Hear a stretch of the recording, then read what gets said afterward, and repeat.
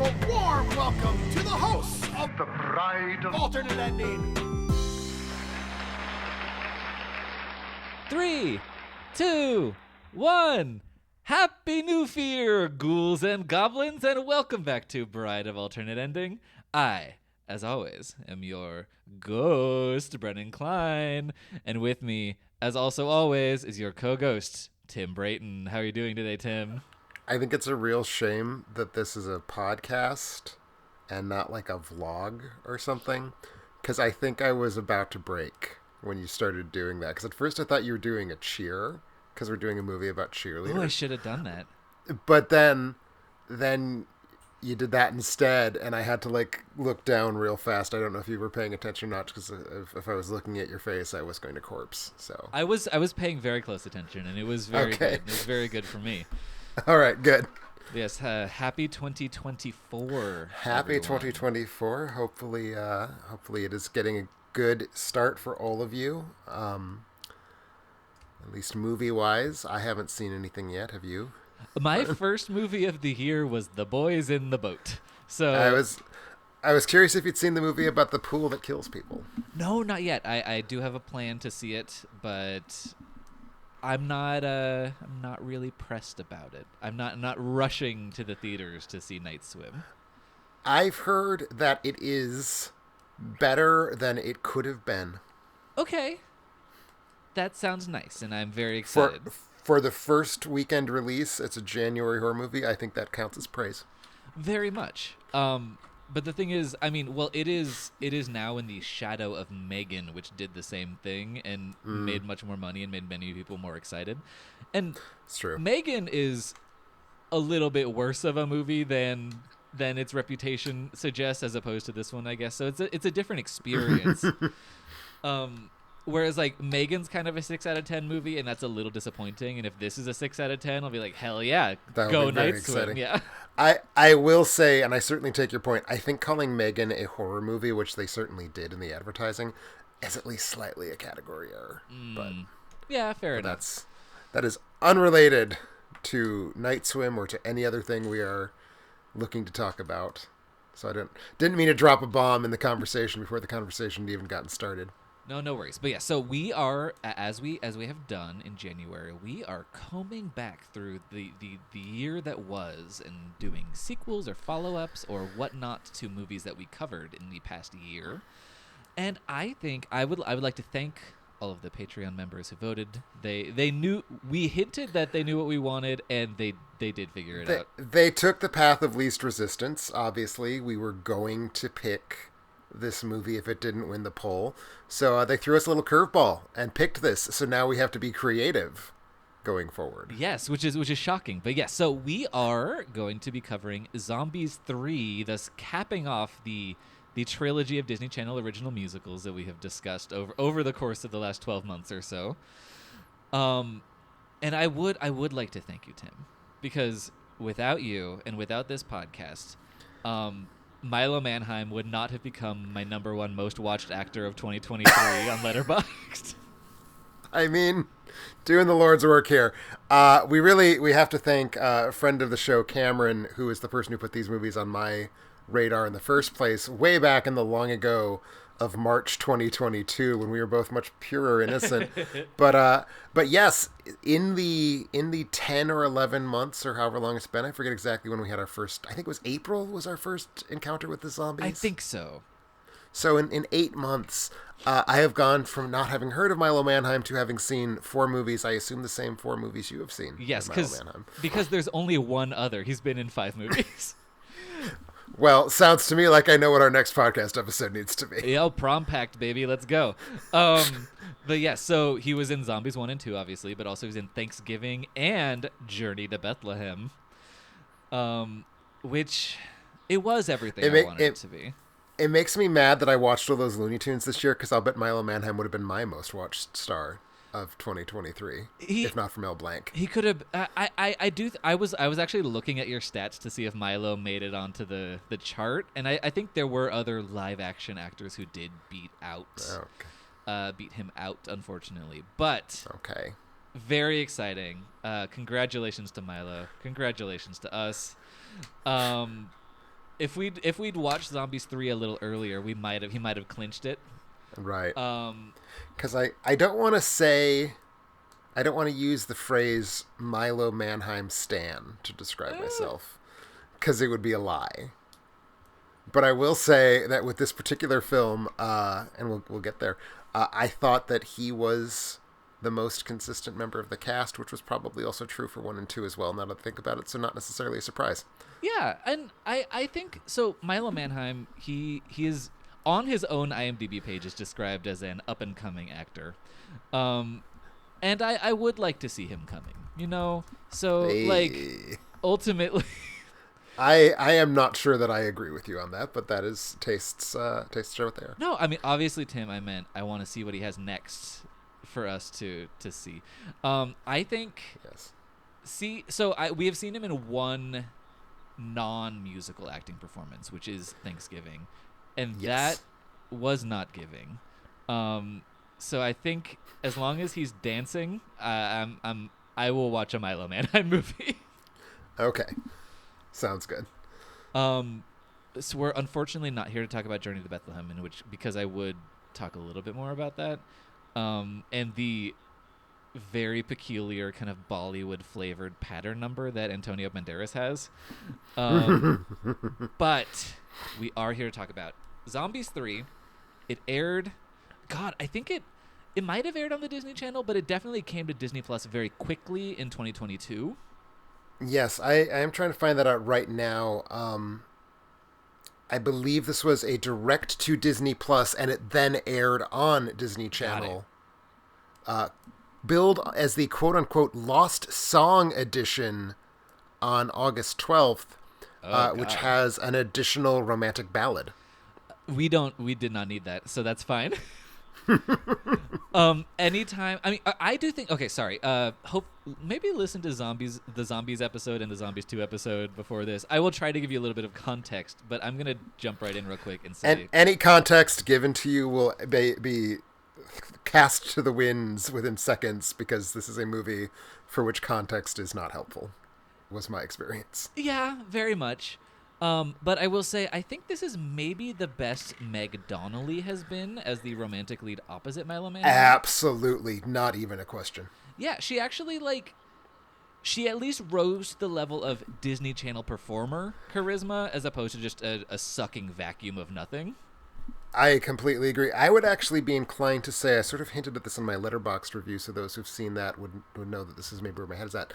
I would be inclined to say that most of the cast is at their best in this film, possibly including Milo Manheim, but certainly given that he was kind of uniquely the only person in the cast I didn't hate in the second film, if I recall correctly. That sounds about right. And you weren't totally convinced by him in the second movie, I think. That's also true. The second movie, I think we will at some point have to do a ranking of these films. Oh, God. For what it's worth. Uh-huh.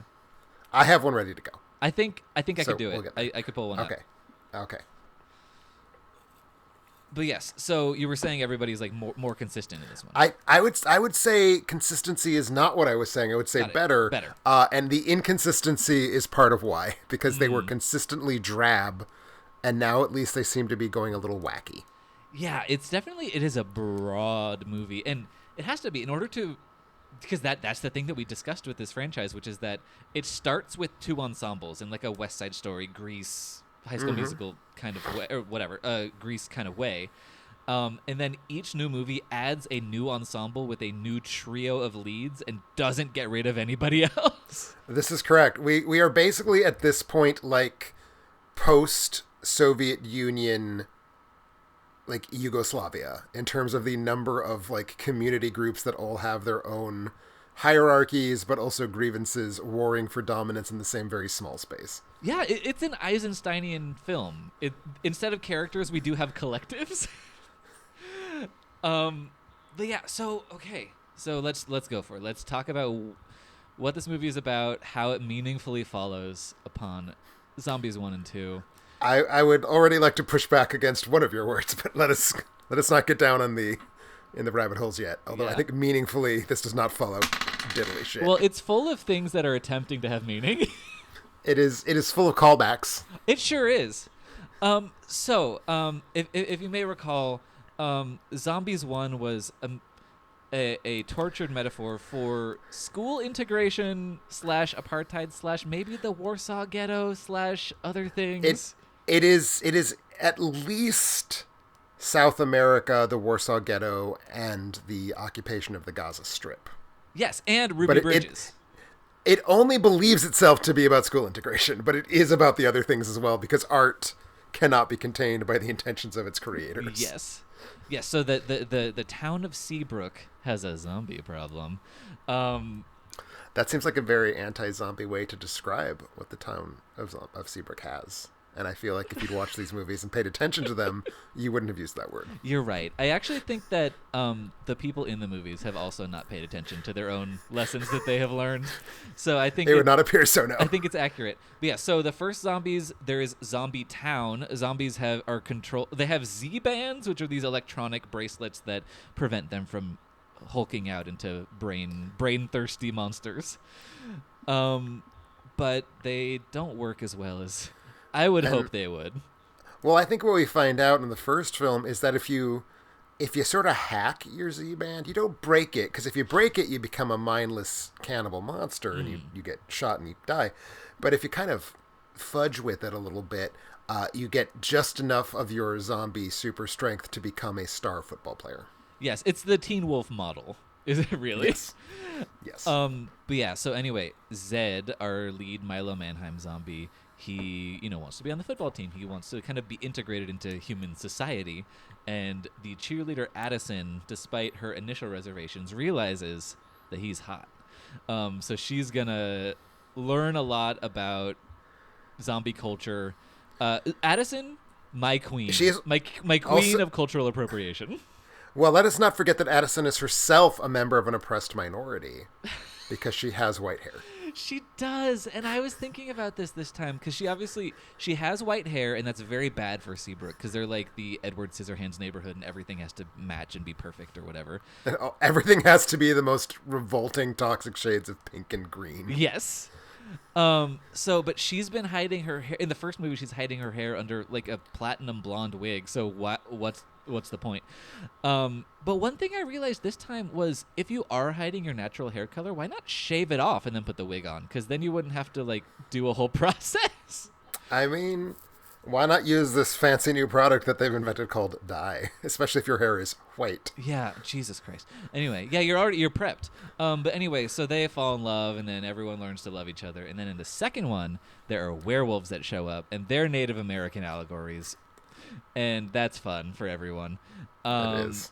And then they also get folded into the crowd, and they're now besties with everyone, which is great. And this is a movie that I think would use the word tolerance rather than like equality. But now, Addison. I will say now I haven't rewatched any of these films, but my recollection of where Zombies 2 left off with its werewolf culture, it did not feel like they were as effortlessly chummy with the zombies and the humans as they seem to be at the start of Zombies 3. So I feel like I missed a step. Yeah, I think that we did miss a bit of a step, but there's something about a cave-in and everyone had to get rescued at the prom, which was also called the prawn because they are the mighty shrimp. A shrimp is their mascot, yes. But so they like saved the moonstone from a cave-in or something, and so I think that bonded the communities together. And the moonstone was the metaphor for colonialist powers taking the oil rights owned by indigenous cultures, correct? Yes. Did I follow that one I right? do remember on that list when Martin Scorsese joined Letterboxd, on his list of movies that inspired Killers of the Flower Moon, he did put Zombies 2. Okay, good. But yes, so yeah, that happened. There were werewolves. But now, Addison also thought she might be a werewolf because they have white streaks in their hair. Because every race of monsters has the same color hair as each other.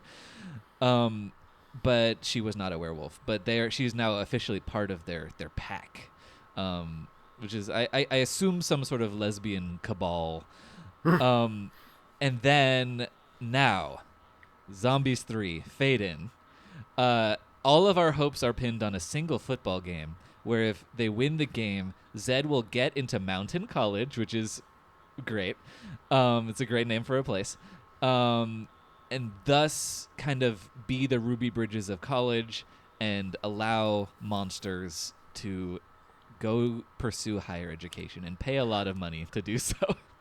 And also this is where Addison has already been accepted. So Yes. Yes. So it is the best of both worlds. Also, I did not necessarily have this relationship to college admissions. I don't think that's how it works. Is that how it works? What? Where the outcome of a single sporting event dictates whether or not you're going to get a...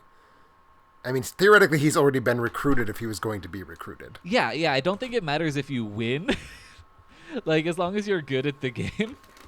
Obviously, winning is nice, and it shows how good you are or whatever, according to that kind of system. But, like, whatever. But anyway, so it's basically like... There is a little bit of, like, woven throughout this is... obviously, like, zombies as a metaphor for black people and people who, like, have to excel at sports in order to achieve some sort of equality in structured systems. But the idea that if one black person wins at football, then we'll let them all in. Then that'll be the floodgate. I mean, a lot of the conflict in Zombies 3, again, because there are 80 people in the cast, it is very cleanly laid out in very stupid ways. But anyway, so, yeah, and also, I don't remember this happening in the first two, but they specifically, like, werewolves and zombies refer to themselves in the collective as monsters, which doesn't feel right. I don't recall that being the case, but who's to say? Yeah, I didn't people go back who make either. a zombies film presumably pay more attention to them than I do. They did pay a lot of attention. There's a lot of callbacks, like we said. But anyway, so there's a very porous line between Zombie Town and the school campus, where it's like the scene will start at school and then end up that they are just in the neighborhood, and I don't know what kind of off-campus passes we have at Seabrook High, but they're very lenient. But anyway, so Yes.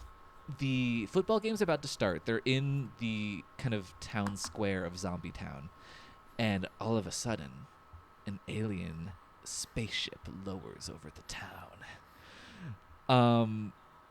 I think the spaceship looks kind of neat. I think it's got a pretty good design. The spaceship looks kind of neat. It has a very fun, like, the exterior is very, like, 90s, everything is sleek and blue and iMac. The interior is very, everything is sterile and white, and it's the 70s. So I like this sort of just grab bag of kitschy sci-fi whatnot's going on here. Also, my memory might be slightly gluey, because the movie is definitely throwing a lot at you very quickly. Do I recall correctly that the alien invasion does not merely occur in the form of a musical number, it comes in the midst of a musical number that is ongoing? No, the alien invasion begins the musical number. Okay. Because here's the thing, because Bonzo, the tall zombie who only speaks in zombie language, which at one point is described as a dead language, which is very funny. It is actually a joke, yes. Yeah, that was good. He plays the trombone in like a Close Encounters riff. So he plays like a 4-note refrain, and then the spaceship repeats it, and then that's the beginning of the song. Oh, yes. Okay. And that kind of becomes a motif throughout that song, which is like a 6-minute... It is quite the musical epic, on par with the Broadway melody sequence from Singin' in the Rain. Oh, yeah. It is a dream ballet. Yeah. I certainly felt like I was asleep while it was going on. Oh, my God. Yeah, so basically... No, before we leave the spaceship, I like it also has these kind of weird icicle things hanging off the bottom of it that was kind of neat. And it's got this constantly spinning, like, it's like a sideways Ferris wheel that has its own, like, there's like 3 kind of plate-shaped discs that are spinning. It's pretty, I liked it. It's good. Also, there is a shot relatively early, like after the musical number, that introduces the aliens and their spaceship. But it's become sort of clear that what's going to happen for at least a chunk of the movie is it's just going to kind of float there while the aliens come down to do their nefarious deeds, as we'll get to. But there's a shot pointing at the the lagoon, I guess, that Seabrook is sort of on, and you see the spaceship reflected in the lagoon, and it appears to almost be like it's underneath the town, which I thought was just a very lovely shot. Yeah, that was really neat too. I think there are moments in this movie that are well designed, or that you're like, oh, they had a budget, and then there are moments that are not that. But there's some solid things. But yeah, so the aliens show up. That kind of Close Encounters riff starts the song, and then it becomes this very kind of mid 2000s R&B song, which I enjoy. Which is pretty much any musical number in a zombies movie at some point hits and then it becomes a mid 2000s R&B song. Yeah, kind of. But I do think there's more generic texture going on in terms of genres of songs, at least in 2 and 3, rather than the first Zombies, which was very much like a pop musical with some rap in it. Sure. But yeah, so it's kind of like dubstep R&B, whatever aliens are invading, and they are smashing shit left and right. There are sparks flying, lampposts are crashing into cars. They spent a lot of money on this sequence, and they did not cut a single second of footage. They sure did not. I tell you, I during this musical number, during the aliens landing, I have no idea what the title of the song was. The lyrics Invasion is the title. Thank you. Despite being very over articulated and like laboriously rhymed, it's also so auto-tuned and digitally processed, I can't always make out what they're saying. Oh yeah. Which feels like a really weird mixture of like of things. But I thought this was going to be a good movie, or at least a movie that was so absolutely out of control, silly in its badness, that I was going to give it a good review regardless. I was on board with this musical number. It's very large. It has multiple axes. As we've already said, there's like 6 different communities all sort of piled on top of each other. And now we have, the aliens, and there's all these different like there's little miniature choreographed battles, basically, where you have one type of dancing here and then like the other type of dancing coming towards them. I liked the very stupid, like Daft Punk on a Hobby Lobby budget look of the alien costumes. So I was very excited at this point in the movie, I have to say. Yeah, me too. It withers away. It ceased being exciting more or less the nanosecond this musical number was over, but the musical number worked for me. Thumbs up. Yeah, that was good. And so then we meet the aliens. There are obviously, like always happens, there are 3 lead aliens. There, 3 hot teenage aliens. There's a guy, a girl, and a non-binary person, and they're all being aliens. And the aliens are here to find the map to their utopia planet, because their planet was destroyed by climate change, which is another thing we're talking about here.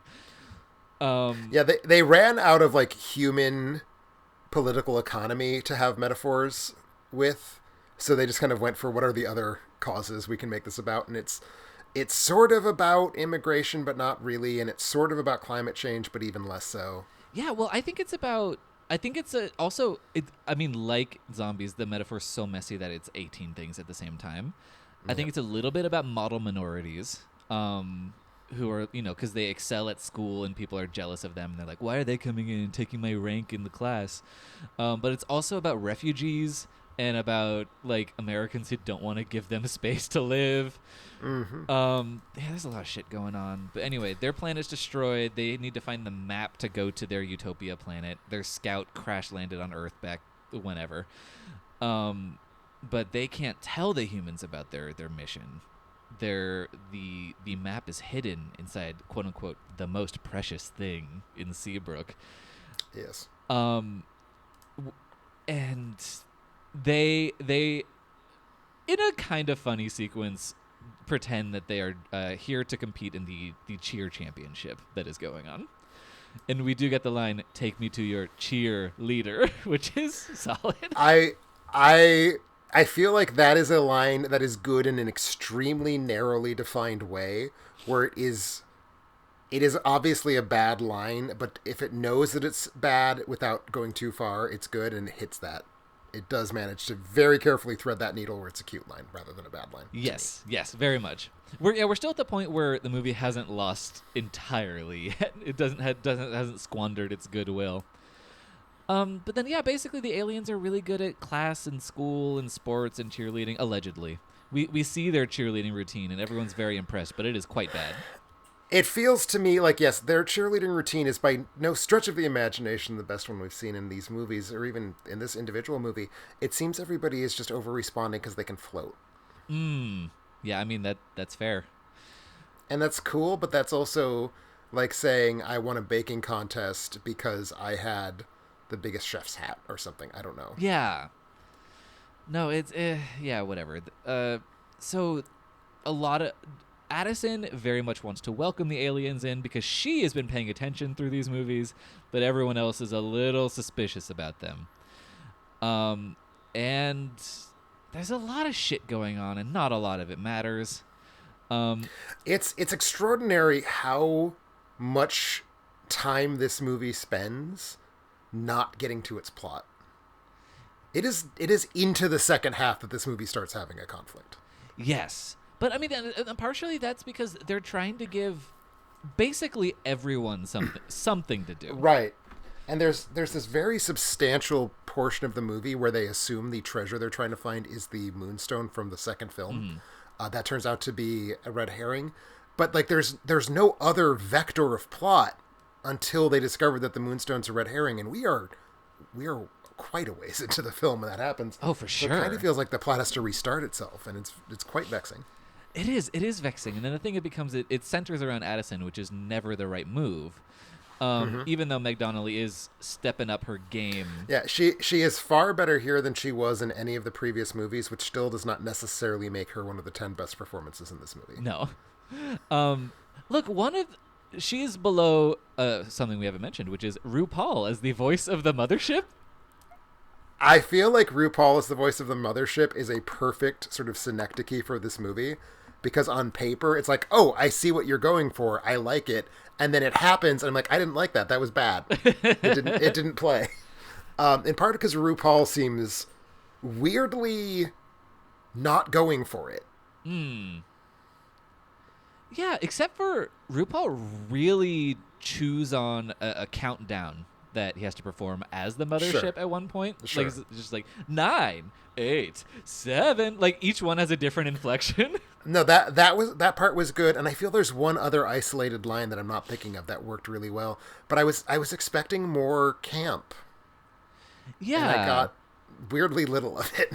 Yeah, given what this movie is. Well, maybe it just paled in comparison to the just arch nonsense, but just the pure nonsense of this movie. I don't know. And that's what I'm kind of wondering, if there's so much that is ludicrous here and in this overall series that like actual on purpose draggy camp just it can't make it through. It's literally like the Simpsons gag that all of the diseases are trying to get to Mr. Burns at once, so none of them can actually make him sick. It feels like it's maybe that energy is what's going on with RuPaul's performance. Yes, I think very much so. But yeah, I have totally... Yeah, so yeah, they center it on Addison. Never a good move, because Addison's boring. Addison's so boring. And I guess... I mean, I personally get annoyed at plot lines that are like, I don't know my parentage, so I can't know who I am. And I was like, no, those are separate things. Also, she does know her parentage. There's like no confusion about her parentage. Yeah, that I understand. No, that's true. Yeah, she knows that her parents are her parents, but she's like, where did my white hair come from? And that will define who I am. And it's like, that's going to be a part of you, and maybe perhaps an important part, but it's not the only thing that is you. I mean, for Addison, maybe. Addison's not got much going on. It is pretty clear that Addison's personality is dependent on her hair color to a wildly disproportionate degree. You're right. That has been text in this entire trilogy of movies. Yeah, that is text. But I just get annoyed by like the Mamma Mia thing, where it's like, I invited all 3 of my dads and I have to figure out who it is, because otherwise I can't get married because I don't know myself. I'm like, you know yourself. Calm down. Right. It's fine. It's fine to want to know your birth parents, but it's not gonna like fundamentally change who you are. Unless serial killer. Well, I was gonna say, what if your birth parents are aliens? Or yeah. Spoiler alert. Spoiler alert. Not much of one. No, not much of one. I mean, it was obvious from the end of Zombies 2 that this was where things were going. But yeah, so yeah, Addison discovers she's an alien, and then eventually there's some conflict about. I believe she's technically a 1/4 alien. Thank you. Yeah, she's a 1/4 alien, but enough. At which point her hair turns blue, and I did not think that look was working for Meg Donnelly whatsoever. I thought that the kind of beach waves worked for her, but the blue did not. The blue did not. The waves were, and the alien like triangle suit they put on her did work. I think, but the color itself was very disorienting to me. Yeah. Well, okay. You know what? We have to bounce around. It's impossible to focus when you're talking about or watching Zombies 3. We got to talk about the hair, because obviously there's a consistent a color story that these movies are telling with the hair, but they have clearly transitioned from bad hair dye to wigs. Milo Manheim, Milo Manheim maybe has the best. No, Meg Donnelly has the best wigs because they ventilate them and you can see her scalp through them. But Milo Manheim's the hair that they give him is very nice. It's very luscious and flowy, but it is an obvious wig. Mm-hmm. And then the alien wigs are crap.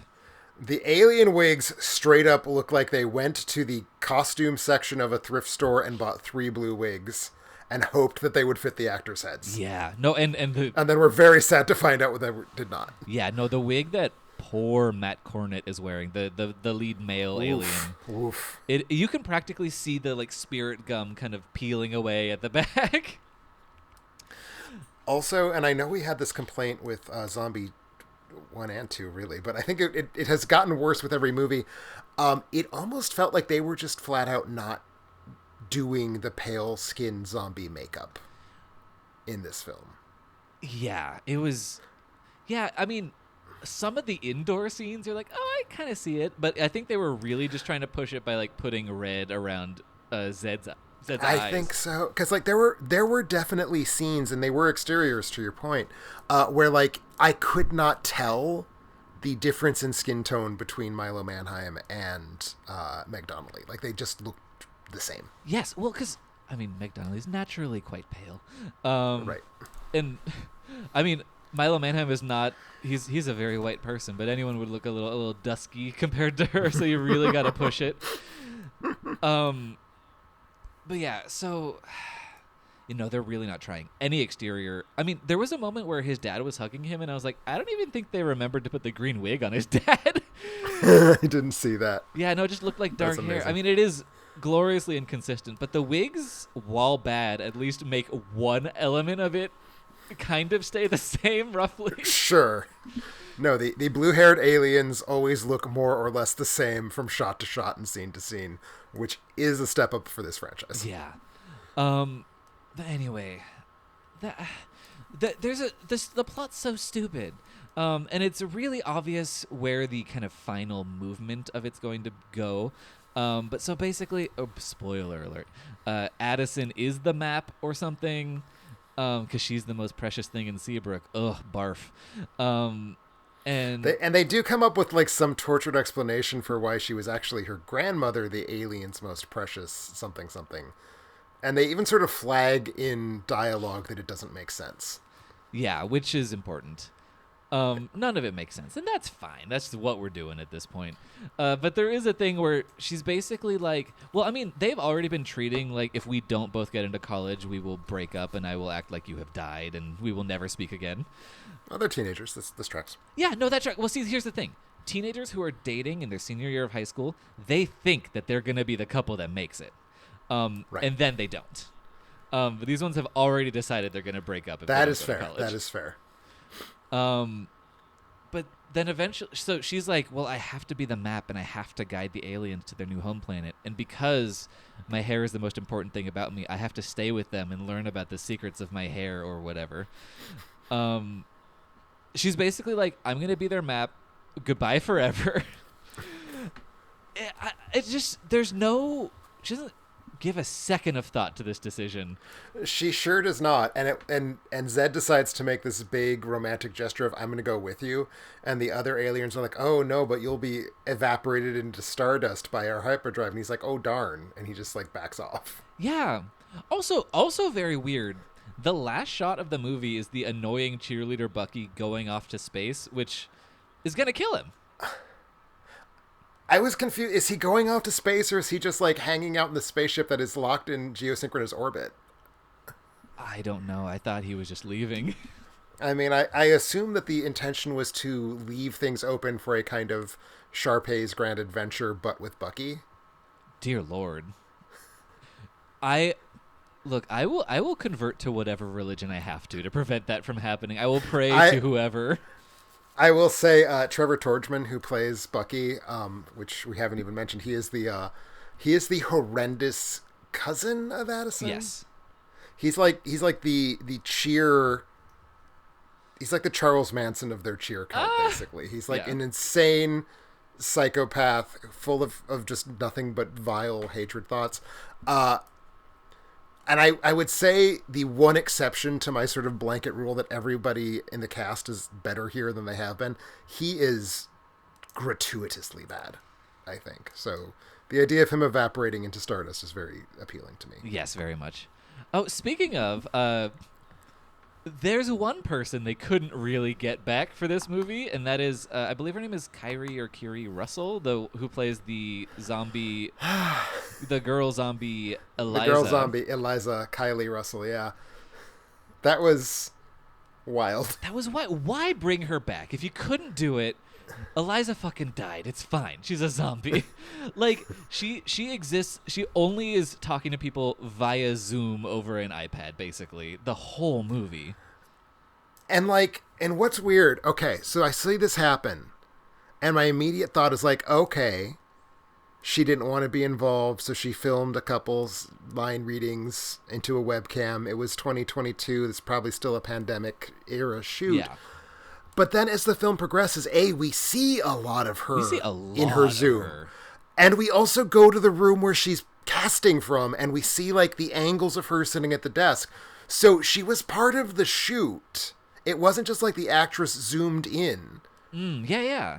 So what I need to know is like, who on set did she have a restraining order against? Like, why did she not want to come back for this production? Because that is the only thing I could read off of that was like Kylie Russell hated somebody on the set of Zombies. I think you must be right, because I was looking up if she was on some big project around then, and she kind of wasn't. There was like a movie. She doesn't even have a linked Wikipedia page on the Zombies 3 Wikipedia page, which is open in front of me right now. Yeah. She does not have a blue name. And her headshot on IMDb is her as a kid. Yeah, so it's very strange. I was like, and I was thinking that too, and I was like, oh, maybe she's like immunocompromised or something. But she was in the second one. Yeah. She was in the second one, which was also a COVID production. Okay. So I don't know. Or I believe maybe it wasn't. Maybe I'm incorrect on that. Maybe that's what it was. I'll give her the benefit of the doubt on my timeline there. Well, because the second one comes out in 2020, so the second one was probably in the can before the pandemic. Yes, hits. You're right. Okay, so maybe that's what it was. Maybe that's what it is. Maybe she just really didn't want to be on set with everyone else because of the pandemic. I don't know, but it was really, really obvious what was going on in a way that was terribly distracting, and I clearly gave a lot more thought to it than the movie wanted me to. Yeah, no, it's distracting. Like, if she hadn't shown up and no one mentioned her, I wouldn't have remembered she existed. Like, she's not. I would have remembered that there was a third featured zombie, and I would have been confused why there was only 2 boy zombies, but I wouldn't have really got past that. Yeah. No, you're right. But she's just not important. She doesn't do anything. She is the object of a crush of one of the werewolves who has to tell an iPad that he loves it. So that's fun. And, God bless that actor. I feel like he had the steepest degree of difficulty of anyone in this film, because he is, yes, making love to an iPad as like his character arc. Yeah, rough times. Also, an iPad that eventually gets attached to this horrid chopping mall robot made out of like a parking meter. Right. It is really ugly. It's like Johnny Five's cousin who was kept in a basement. I think it's meant to look like DIY and cute, but it's such a janky movie prop, and it's janky in a way that no other aspect of these films' productions is. Very distressing. Yeah, no, it is deeply not okay. Anyway, so. Did I say the plot? I think I did. Earth is the utopia. They just come right back. What's left to say about the plot? There's very little plot. Yeah. So let's talk about the rest of the musical numbers, which is the most important thing, I think. it is obviously the movie is kind of good in a really bad way, but it's so bad it's good when there's musical numbers, and it just bored me when there's talking. So let us please talk about the musical numbers. Yes, because the second major production number is also really good. That one was my favorite. It's the one where it's like, we're gonna be fine. The kind of romantic duet that they sing together. Right. Because it's both of them. I mean, it's in the vein of I'll Never Tell from Once More with Feeling, the Buffy musical episode. Where they're saying these lovely things, but then they're just kind of like in aside to the camera, like, I hope this is true. And the idea of them, like, they're singing this song kind of forcibly insisting that they're fine while all of these dangerous things are happening around them, and like Baby's Day Out style, they're kind of narrowly avoiding it. It's very fun and very clever in a lot of ways. I would agree. That's the second best number. The other number that stood out to me, and it's certainly not on par with the two that are actively good, but there's the one where Zed is sort of psyching himself up for his college interview, because having lost the football game, he now needs to interview and prove that he is, exceptional, is the word that keeps getting used in the film, is him describing himself as exceptional Zed. And it is a sort of a jangly, generic song, and the choreography is fine, but the cinematography of the number is really horribly overbright and makes everything look flat and plasticky. But it is probably the place where the movie does the thing that I like about these films, and I gather I would probably like about other Disney Channel original musicals if I'd seen more of them, where it really does... It knows that wide shots of group movement is a thing that is good for musicals to have, so it's like, here are some wide shots of group movement, and we won't even cut every third second. And I like that about it. Yes. I continue to like that the zombie movies are conversant with the basic visual vocabulary of musical cinema, because I feel many musical films these days are not. Yeah, no, that's very important. I think that conspicuously the choreography is not as good as other moments during that sequence. There's a lot of like wobbly arm movements that are kind of nothing. There are some incredibly ugly arm movements. And there's actually some incredibly ugly arm movements in the one you were talking about, if I'm recalling the number properly, but they're in a sort of delightfully stupid way. Yeah, that arm... Is that the one where the zombie characters are kind of like doing a breaststroke, but also lunging through the air thing with their arms? Yeah, the exceptional Zed one. Yeah, something like that. Is that the one I thought that was from earlier I don't remember. I watched this less than 24 hours ago. It is clearly not occupying my brain the way that it might. Maybe, but no, the Totally Fine one that I was talking about was it's just Zed and Addison, and they're like they're dancing on the seesaws on the construction site, and then that one, of course. They're like dodging arrows in the archery range, and then there's a very cute slippery floor dance that they do, where they're in the school hallway. Like that's all that sequence. Gotcha. Right. I remembered the song. I was drawing a blank on the dancing until you reminded me. Yeah. But so during that sequence and the kind of the alien invasion sequence, I was like, is this movie a masterpiece? And it's not. But it sure is not. But it has, again, any moment that there is singing, it is at least watchable. Yes. And sometimes better than watchable. Yeah, the music kind of peters out. It just gets less and less interesting as the movie goes along, but it's never awful. It just gets to be like, oh, this is a generic whatever, it's happening. Right, and I mean, I feel like generic whatever is the lane that these movies have stayed in with their soundtrack, and I watched Journey to Bethlehem. I'm ready for generic whatever type music in these kinds of movies. It's very fun. much. And the rhymes are less tortured than that. And sure are. Less tortured than Wonka, which was wow. And less tortured than Wish, which in a sense does not torture its rhymes at all because it doesn't bother having them. I still haven't seen Wish. I'm very excited. Well. I actually what was the Wonka. You and I watched Wonka, I think, within hours of each other. I believe we did. We also watched Zombies 3 within hours of each other. We specifically were doing that so we could do this. Well, that's true. That is also true. But we watched Wonka within hours of each other, and after I wrote my review, I scrolled down and saw yours, or vice versa, whichever. But both of us apologized to to musical theater songwriters, because Wonka opened our eyes to how much worse it could be. Because you apologized to Pasek and Paul, and I apologized to Lin-Manuel Miranda for... Right. Well, I had already apologized to Lin-Manuel Miranda after Wish, so... Got it. You know, that's important. Maybe... And I still kind of like Pasek and Paul for dumb reasons, but... I enjoy the little/iddle rhyme because it's so stupid in Greatest Showman. I feel like if their worst show was The Greatest Showman, I would probably feel kind towards them because it's at least like garish, silly and garish. Uh-huh. It really is Dear Evan Hansen that I think put me on the God, these people need to be stopped train, even though it's like where they started, so I know that that's kind of putting it backwards, but I came to it third or fourth, so. But anyway, so the rhymes are not, well, the lyrics aren't great in Zombies 3, but they're better than recent things I've seen. Agreed. What was I going to say? One interesting thing about the overall metaphor that they are doing all the time, I don't remember if we've learned Zed's last name before this movie. I think we may have, and I just forgot.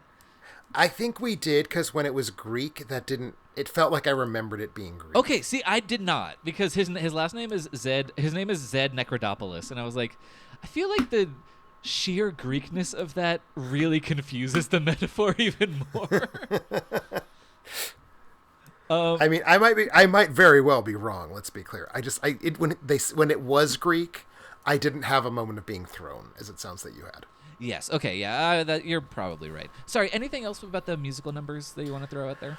I don't think so. Just that they're not awful, and being not awful is where I wanted them to be for this project. Yeah. And the dialogue scenes are so much more drab and boring. And then there are some almost decent jokes. Like we've flagged a couple. There's also one where a werewolf goes, just like rather than howling, he says a line that's just like ah woo, which was kind of strange in an interesting way. Yeah, no, that kind of worked for me. I would say in general, one member of each triad of species works for me. Okay. Oh, can I guess? You may. Well, it's Milo Manheim. Obviously. In the Zombos. And then werewolves, it's him, I guess? It's Joyce. him. His name is his name is something. He's got a name. His name is something. Yeah. Okay, but the aliens, that's the trick. Did you like Terry Who, the non-binary alien? It was Terry Who, for sure. I thought they had like actual comic timing, which is not something that one can take too much for granted in this franchise. Very much. There's a good sequence where they discover love, because the aliens are an unemotional people, but they turn off their emotional suppressors. That character's name is Aspen, I think? I think so. Yeah, because as is true of every species, whatever the letter of the monster they are is, every one of them has a name starting with that letter. Yep. I appreciate... Which I guess is not true of the zombies, but it's true of the werewolves and the aliens. Well, it's almost true of the zombies, because it's... Well, they just have Z's in their name They just have Z's in their name somewhere. But yeah, so Aspen discovers love and falls in love in a very, like, stilted alien learning how to love way with Zed. And then breaks up with Zed in an equally confusing and bizarre way. And that was played very well. That was very funny. That worked for me. That was probably the closest that the comedy in this film came for me to working on the level it was designed for. Yes. Yeah, no, that was very nice. I forget if there's never mind. But yeah, okay, yeah, they were really good. And they get to participate in the lackadaisical queer thing that Disney's trying to do by being in a queer relationship with the female werewolf. Female werewolf, which is made text in the credits. Yes. The end credits of the film. Yes, and mainly I do think they touch hands, but it's mainly by glances, as we do. Exactly. But I won't ding Disney too much for this, because Zed and Addison also conspicuously don't touch, and for the bulk of the movie, he is actively harmed by touching her because of her Stardust powers. It has been made text that, yes, that teenagers having sex will kill them both, so they don't do it, and they're fine with that. Yeah, Zed does not have a sex drive, which makes sense. I don't know how zombieism works, but It makes sense that he's dead down there. he's a dead fuck in the parlance of Friday the 13th Part 4. The modern American classic. Of course. Oh my god. But one of the things that I don't think was intentional but did work for me in the terms of like, this universe is just so silly. Look at you. Is that once Addison leaves to go be the map for the aliens, the next day is graduation, and the principal over the loudspeaker is like, now I know that Addison may be gone, but we still need to celebrate. And I'm like, come on. Not everyone. It's even better. It's even better than that. What is the it? line is, I know that Addison may be gone, but the rest of you could still reach for the stars. Oh, that's what. Oh, yeah, you're right. Something like that. I actually kind of liked it. I made note of like, oh, that actually sounds like a good line for clueless principal. Yeah. You're right. And that's very funny. And I just love the idea that everyone knows exactly what's going on with Addison because only 3 people here matter. Basically. Also another thing that I was watching this with Ben because we watch so many musicals, and he was just like, yeah, let's do zombies. But he just pointed out to me, like as we were exploring the world in Zombies 3, he's just like, oh, the Moonstone's just right outside the Froyo place. Like their precious artifact of their culture is just hanging out next to the frozen yogurt place. Well, Where else are you maybe gonna put it? Maybe it's making the Froyo magical Froyo. It sure seems such as the fact that it exists in the year of our Lord 2022. There's an open Froyo place. Yeah, that's true. Yeah, my God. I think this is the last Zombies movie, which is very upsetting. It is, if nothing else, and I want to choose my words real carefully, I think Milo Mannheim's agent won't let him do a 4th. How does that sound? That sounds. I don't want to say Milo Mannheim is too big for a Zombies 4. He was in Journey to Bethlehem. Let us not forget. He was in Journey to Bethlehem, but Journey to Bethlehem was released in theaters. Good point. And he was also in Thanksgiving, and Yes. Thanksgiving's like a legitimate movie. Yeah. No, I think you're right. But there is a shitty series of animated shorts that came out in 2023 that he does reprise the role via voice, Right. which is I saw that. different in terms of commitment to a role, because you can record that on your iPhone and just send it over to Disney, you know? So, yeah, I think we're done. And also this one, it felt final in the way of it's their last year of high school. The final song reprises a lot of lyrics from various big songs from the previous 2 movies. It felt like a victory lap. It felt like a victory lap, and in sort of a more meta way, and this actually gets to why I did enjoy this one more than the other 2, particularly with the cast. Spoiler alert for my ranking.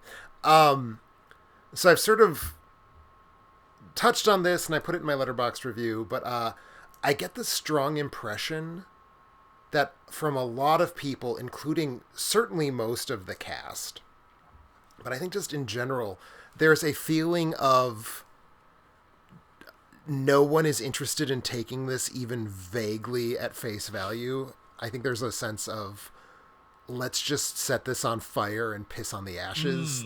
Of not of carelessness per se, but of everyone really not treating this as something that has any integrity to it.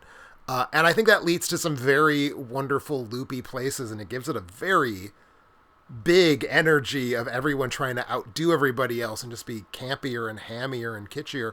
And I like that. I responded to it. But I do think that none of these people care. And none of these people are going to be able to bring in enough of themselves to even have a functioning 4th screenplay. Yeah, that's a bummer. Well, see, because the thing is, the things that they cared about were the musical numbers. Yes, exactly. And that's the thing. There is care and intention put into them, and that's why it does have the spark. And then the rest of it is just silly nonsense that they don't care about, and it works in that way because these movies have always had a very slippery kind of world building. But that also makes me sad because in the shittily animated closing sequence before the final number where we find out about the queer relationship, they hint at a vampire Mermaid and mermaid group, and I want to see those movies. I want to see that. I get that, and maybe we still have the little sister. Maybe she can anchor Jesus, a new trilogy. She sings one line in this movie, and I was like, "Get this girl off my screen." Oh, it was not okay. And I mean, it's not like Meg Donnelly has anything resembling a career outside of this trilogy of movies. Well, so she she might be able to swing back for a fourth one. She was in the swiftly canceled supernatural prequel, The Winchesters, on the CW. I was not even aware there was a swiftly canceled prequel. Yeah. So that's just how much of an impact it made in my sphere of pop culture. Yeah. No, but she played the mom of the Supernaturals. Okay. Of the, those guys, the hot boys. Yep. I'm sure they have names. I think one of them is Josh, but I don't know if that's the character or if that's the actor. That is neither. Their names are Sam and Dean Winchester. I do know that. For some reason, I thought one of them was called Josh. Is there a show like Supernatural that has a Josh in it? I can't say that there is. Do I just assume that Zoomers are named Josh? They're not even Zoomers. They're millennials. They might even be Gen X. That show was on for a long time. That show was on for a long time, but I don't think they're that much older than me, if at all. Oh, yeah, I forget. Yeah, okay, fair enough. Yeah, they're not, because, yeah. They're in their 30s. They're millennials. I think they're in their 30s. I don't fucking know. I haven't seen a frame of Supernatural, but I've written about it enough to know the character names. And I've seen. I had a roommate who was very into the fan art of Supernatural, so I know about who people want to fuck each other, but I don't. I was gonna say, I assume the fan art is just shirtless pictures and less than shirtless pictures. Pretty much. And the two characters are brothers, and there is a very strong contingent of people who wants them to fuck, which is...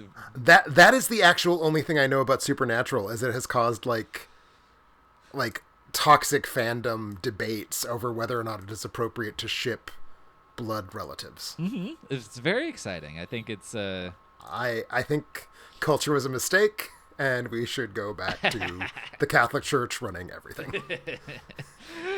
Anyway, I think... So we do need to hit our rankings, as you have hinted at already. But is there anything else you want to throw out about this movie while we're in this kind of space? Everything and nothing. I talked about most of the things that were important to me, but it is in a way. I'm glad I sat through the second one, which I found. Well, I don't know. The first two both have their sort of charms. This one paid off the whole experience to me because this one's so fucking weird and dumb. Yeah. Yeah, very, very. So I don't know if I want to say just jump right to this one if you haven't seen the others. No, you can't. Maybe. You can't do that. You can't. There's insofar as there is world building, it's all happened in the other movies, so you will have no idea what's going on. Yeah, which might be, if that's something you crave, that's fine, because that's something I like to do a little bit with properties I don't care about at all. Sure. Like of Game of Thrones, I've only seen the first season and the last season, and everything else in between I haven't seen. And that was there is a show I have not seen literally one frame of. I'm not the right person to. I'm not asking to be convinced. Yeah. But I don't mind. So and like my boyfriend watches a show called The Royals, or he did. I mean, it's long gone, but he never watched the final episode, and so I'm just like, whenever you decide to watch it, I'll watch it with you. I want to watch the last episode of a 6-season drama I've never seen and just see all the nonsense. But yeah, if that's you, do Zombies 3. Just no scope. My final thoughts on the movie. I'm gonna throw out two moments from the movie. Addison's line, "I may be part alien, but I'm still totally alone," is very good. It's very good. And then also there's... Especially because Meg Donnelly pours so much of the character's barely existent arc into that one line. Oh, really? That's taken seriously, if nothing else is. But then also there's a part where Eliza, the Zoom zombie, they're at the graduation. She's like, "I wish Addison were here," and I'm like, "Girl, you're not here." So that was fun.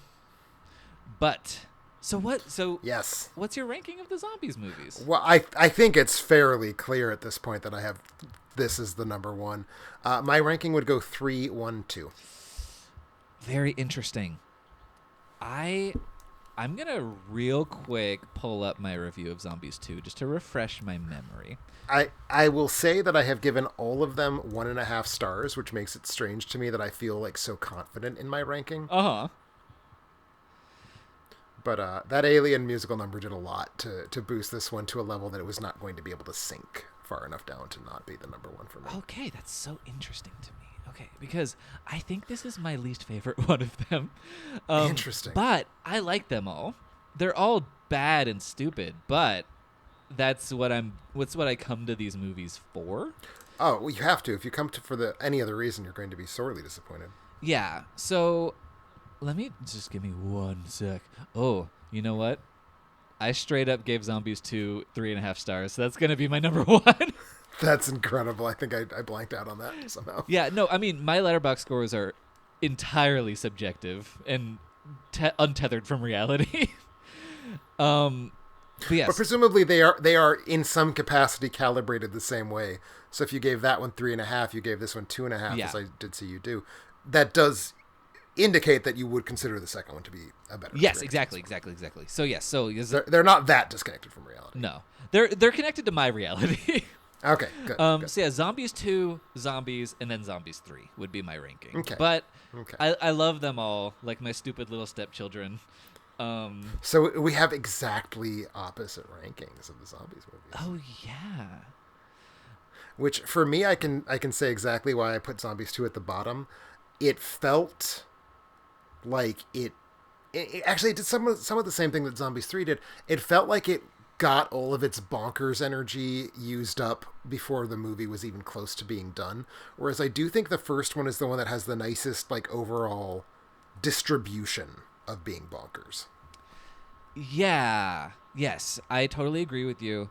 I think for me, the Zombies 2 soundtrack is what pushed it for me, because I think that is it fair. does have a more textured soundtrack. It's got a couple songs that are actually, I don't know, that just felt more exciting to listen to. And that's the most important thing about these movies, because sometimes the production numbers are actually good. And I think each of them has at least one good number. That's a standout of like, oh, that was something. Yeah.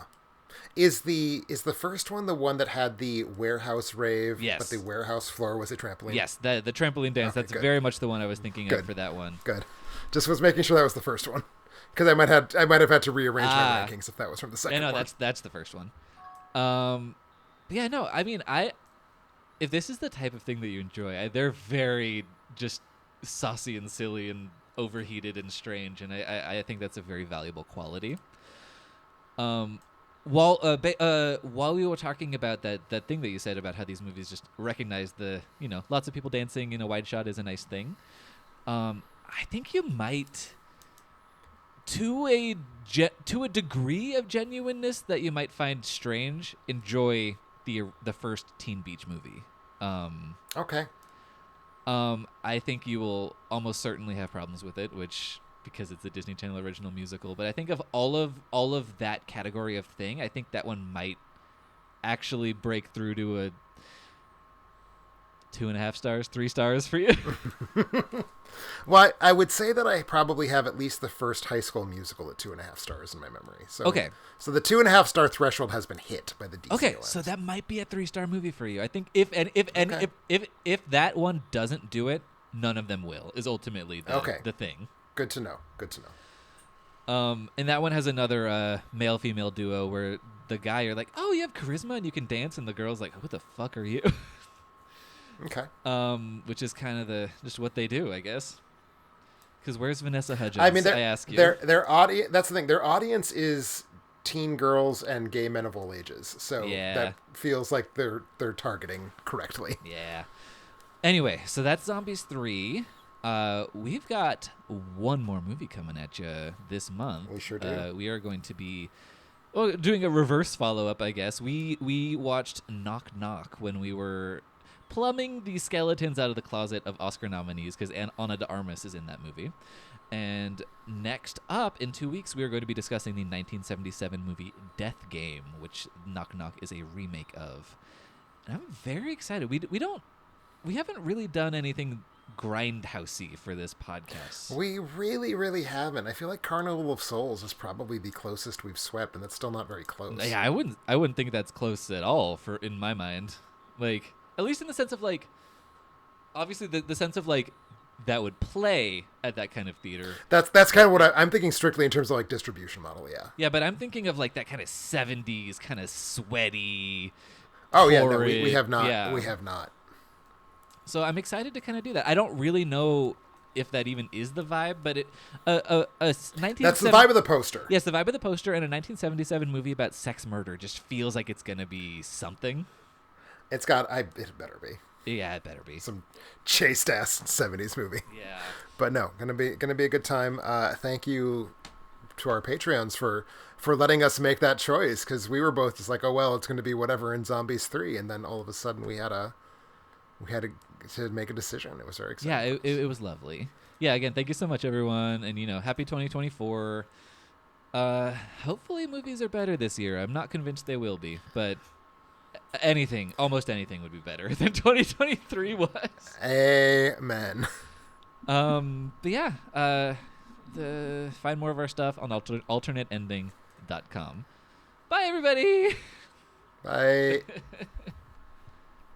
I love that you did the Kermit the Frog arm thrash, even though no one was there to see you do it. She hates me.